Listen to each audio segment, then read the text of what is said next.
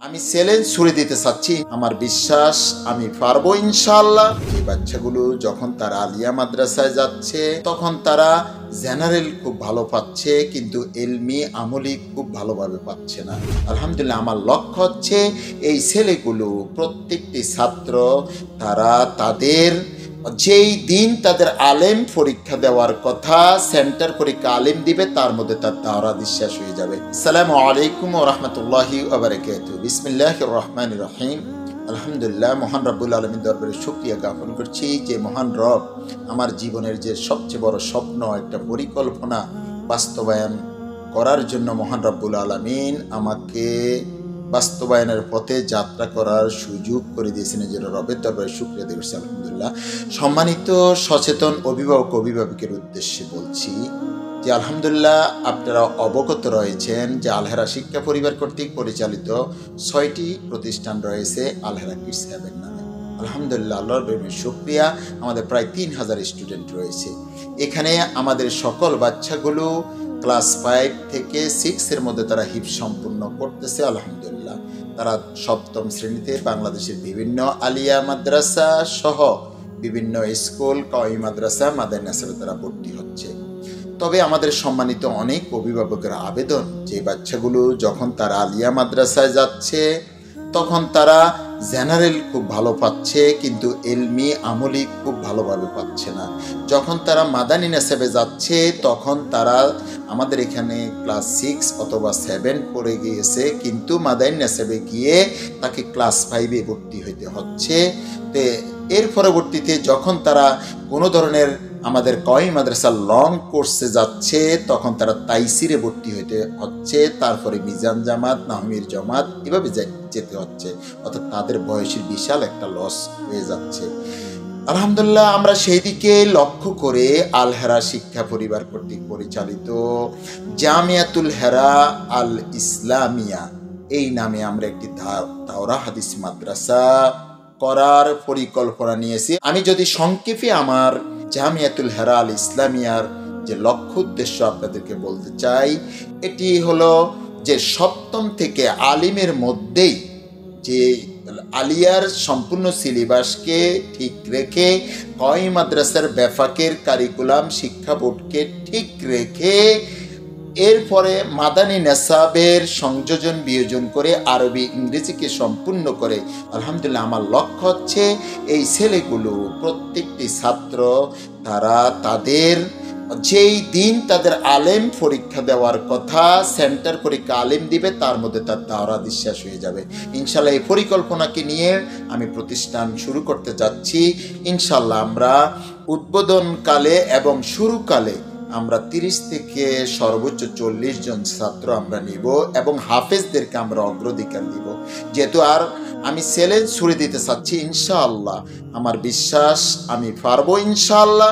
সেই ধরনের দক্ষ শিক্ষক এবং আমি ইংরেজি এবং মাদানী নেসাবের দক্ষ শিক্ষক নিয়োগ দিয়েছি। আশা করতেছি আমরা ইনশাআল্লাহ আমাদের ছাত্রদেরকে 3 মাসের মধ্যে আরবি এবং ইংরেজি কথা বলা প্রাথমিকভাবে তাদের আমরা ইনশাআল্লাহ 3 মাসের মধ্যে তাদের বাংলা কথা অফ করে দিয়ে ইংরেজি কথা এবং আরবি এটা আমরা পারবো ইনশাআল্লাহ। আর 1 বছরের মধ্যে তারা পরিপূর্ণভাবে যেই কোনো টপিক নিয়ে আরবি এবং ইংরেজিতে তারা কথা বলতে পারবে ইনশাআল্লাহ, আমরা আশা করতেছি।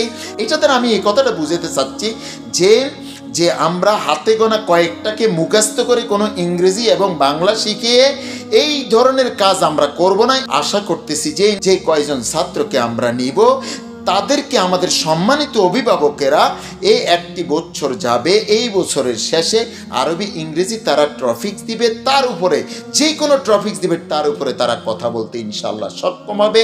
এই প্রতিজ্ঞা নিয়ে, এই বিশ্বাস নিয়ে, এই আশা নিয়ে, আর এই চিন্তা নিয়ে, এই লক্ষ্য নিয়ে, এই টার্গেট নিয়ে ইনশাআল্লাহ আল হেরা শিক্ষা পরিবার কর্তৃক জামিয়াতুল হেরা আল ইসলামিয়া নামে মাদানী নেসাব একটি মাদ্রাসা শুরু করতে যাচ্ছি আলহামদুলিল্লাহ। তাতে আমি আবারও বলতেছি, এখানে সমন্বয় থাকবে মাদানী নেসাব 2 নাম্বার, যে আলিয়ার সম্পূর্ণ কারিকুলাম 3 নাম্বার এবং কওমি মাদ্রাসার ব্যাপক পরীক্ষা আমরা দেওয়াবো।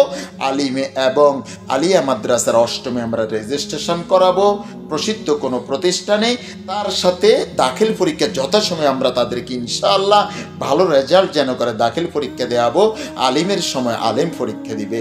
এর পরবর্তীতে এই ছেলেগুলো দাওরা হাদিস শেষ করে আলিমের পরে ঢাকা ইউনিভার্সিটি পড়ুক, ডুয়েটে পড়ুক, বুয়েটে পড়ুক, মেডিকেলে পড়ুক এবং বিশ্বের যে ইউনিভার্সিটিতে পড়ুক না কেন, আমরা আমাদের বিশ্বাস এই ছেলেদের মধ্য থেকে যখন তার বুখারি শেষ হয়ে যাবে, কোরআনের 30 পারার তরজমা সহকারে ভালো আলেম হয়ে যাবে, আমাদের বিশ্বাস সে কখনো তার পদস্খলন ঘটবে না।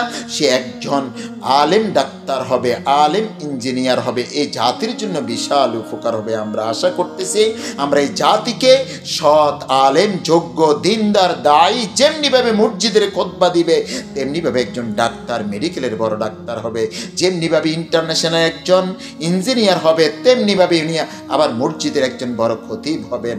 আমরা এই ধরনের যোগ্য এবং এই যে আজকে বিভিন্ন সফটওয়্যার বিকাশ, যে আজকে মিডিয়া হইতে সকল কিছু বাইরের জগৎ দখল করে নিয়েছে, বাইরের বিধর্মীরা, আমরা চাচ্ছি যে এমন যোগ্য দক্ষ আলেম তৈরি করতে, যারা এই ধরনের বিভিন্ন মিডিয়া বিকল্প তারা সব কিছু তৈরি করবে। এই ধরনের যোগ্য আলেম তৈরি করার পরিকল্পনায় আমরা এই প্রতিষ্ঠান করেছি। আশা করতেছি আপনারা ভিজিট করবেন এবং আমাদের কারিকুলাম সিস্টেমগুলো দেখবেন। আমরা ইনশাআল্লাহ যেই কথাটি বলেছি সেইটা ইনশাআল্লাহ আমার বিশ্বাস আমি সম্পূর্ণ বাস্তবায়ন করার আল্লাহ রাব্বুল আলামিনের ভরসা রেখে বলছি, সম্পূর্ণভাবে বাস্তবায়ন করার প্রতিজ্ঞাবদ্ধ। ইনশাআল্লাহ আশা করতেছি পারবো।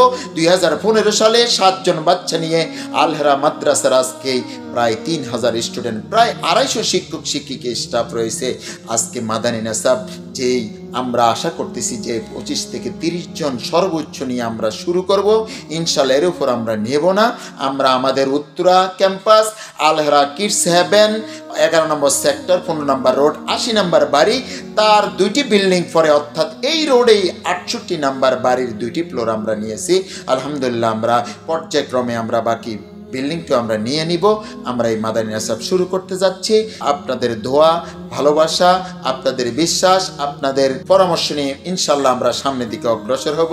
আল্লাহ রাব্বুল কাছে তৌফিক কামনা করে আমি আমার কথা শেষ করছি। আসসালামু আলাইকুম ওয়া রাহমাতুল্লাহি ওয়া বারাকাতুহু।